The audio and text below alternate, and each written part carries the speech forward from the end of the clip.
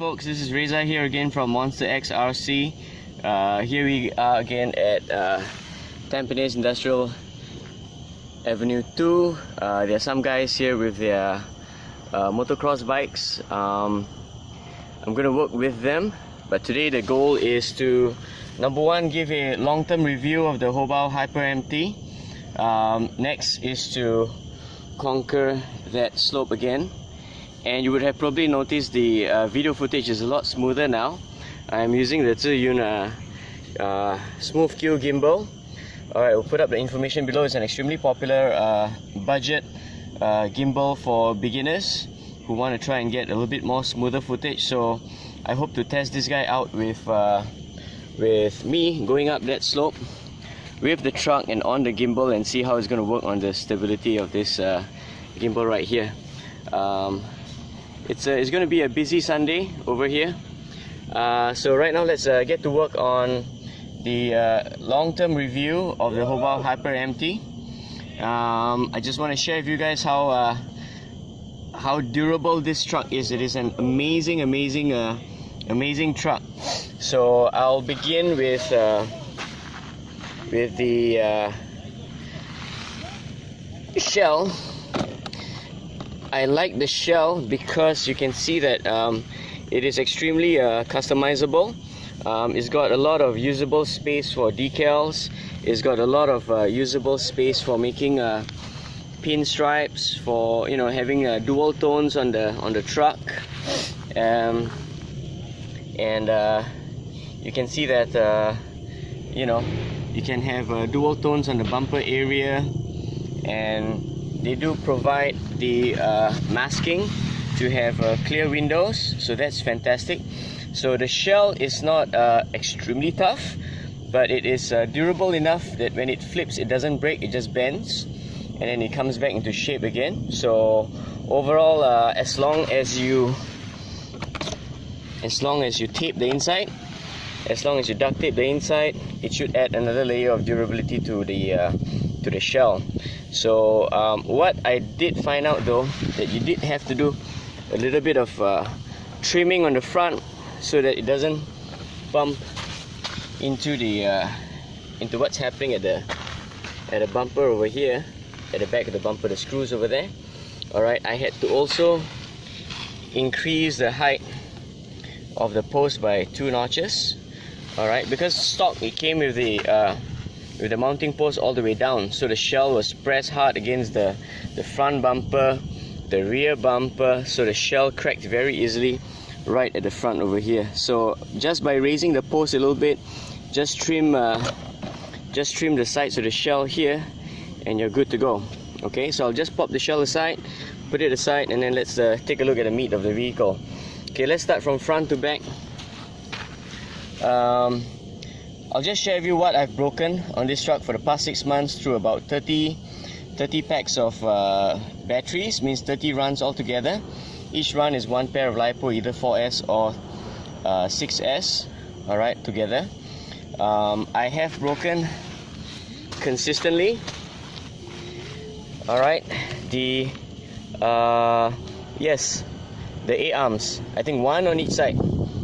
Altogether 1, 2, and possibly maybe a third A-arm. But that's my fault, because we were doing crazy jumps, 360 flips on 6S and all that kind of stuff, so it put a lot of abuse on the A-arms. But I must tell you, out of the box, this thing is super tough.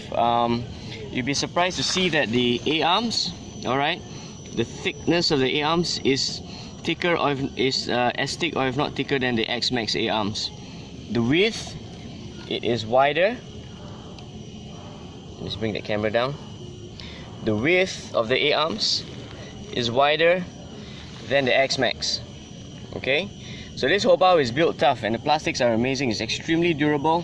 If you don't jump it on concrete, you will not break the A-arms. Okay, if you don't jump it like 20-30 feet in the air, you will not break those A-arms.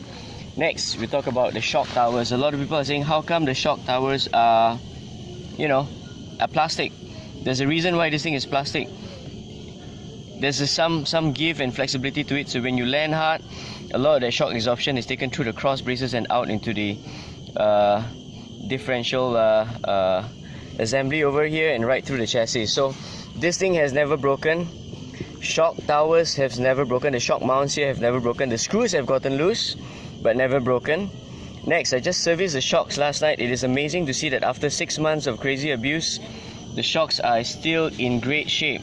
The bladder inside is still solid. It's not popped out, it's not bent, it's not broken, nothing. The shock shaft is still running straight and through. It's not bent, nothing.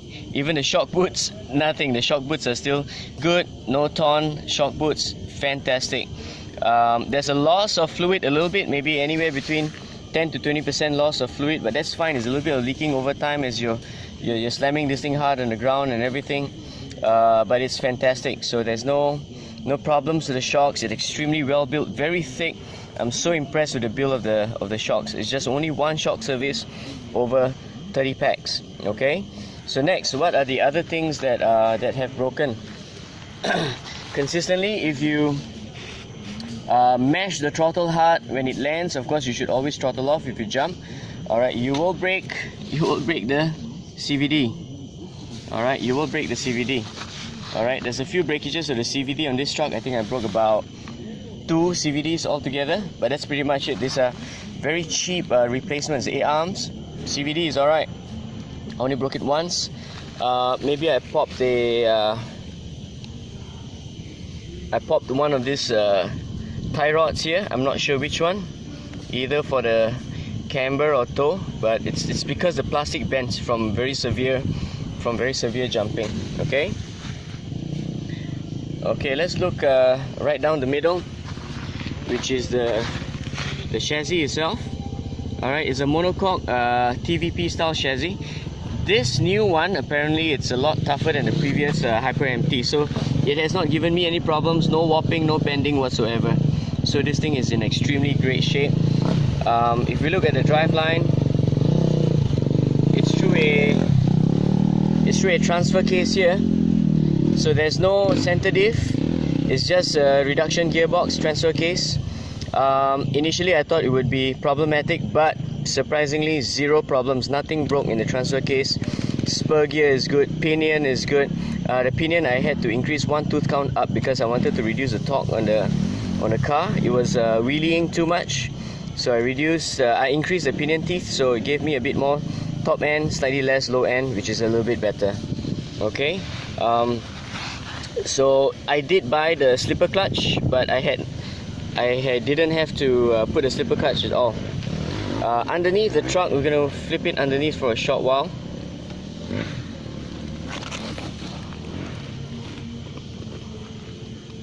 Okay, you can see the chassis is all scuffed up and scratched, but it's good, no bending, nothing.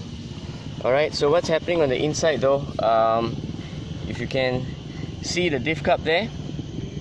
Alright, that diff cup pin has broken maybe twice, and the diff cup pin right inside here, no, the camera can't pick it up, but the diff cup pin inside there has broken once. So that's the only thing that has broken down the drive line, which is just the diff cup pin and the C-clip getting loose. So it's fine. Those are again cheap replacements, and it's also because of your mistake of landing hard on throttle. That's what's going to happen. Okay, so this is done. You can see the close-ups underneath. The bearings are all good. I did not have to change the bearings, anything from day one.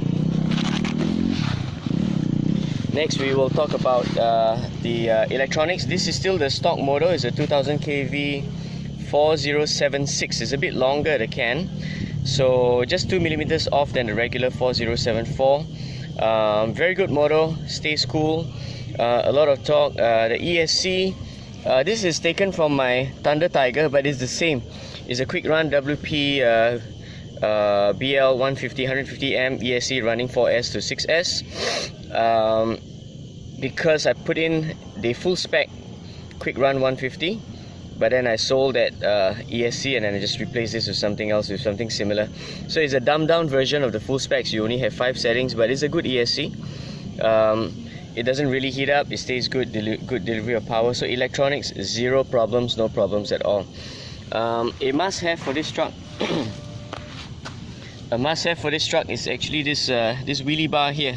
This keeps all that landing on the rear and offloads the shock to the wheelie bar and to the rear bumper. The wheelie bar is extremely durable. You can see it flexible. It's got a good reason why it's flexible. So that saves a lot of damage to your body shell here. Okay, it takes all that load and impact away from the body shell, so you can preserve that body shell a little bit longer. Alright, as you can tell that these are not running the stock tires anymore. This is the RC4WD rock crushers here. Alright, I just wanted to test these guys out on a little bit more crawling and climbing instead of general bashing. It's a bit heavier, but the stock tires, they are really light. I must say the stock tires, they balloon a lot.